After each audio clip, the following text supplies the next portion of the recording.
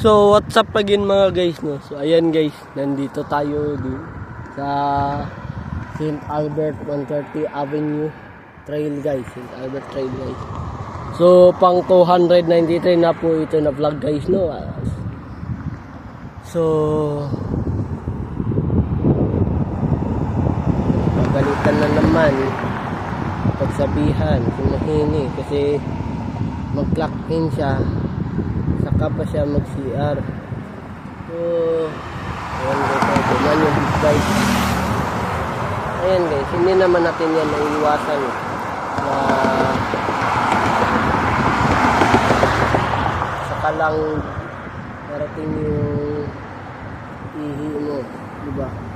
Hindi naman natin yan makakontrol. Kaya kaka-CR mo lang, minsan talaga naiinis ka ng diba? Hindi naman yan sinasadya eh. Kahit nga ako eh,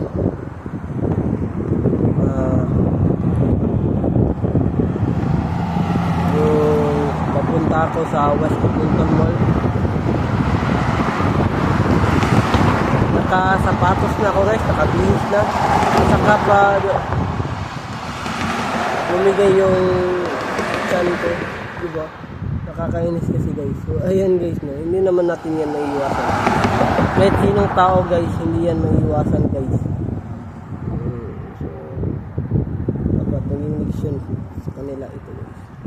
So 7 na lang yung kulang guys, at mag 300 na ito guys. Ayan guys, abang-abang lang tayo konti guys.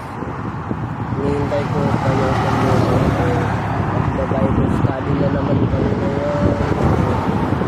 Pagkatapos yan sa pati na naman. So pagkatapos mag-workout ako guys.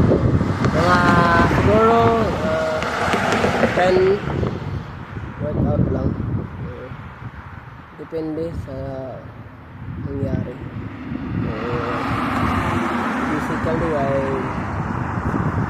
matatapos yung Bible study namin 40 minutes lang. So nakaset na yung alarm ko guys. Palagi tayong handa eh.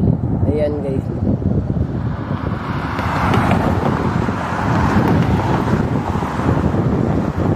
Ayan guys.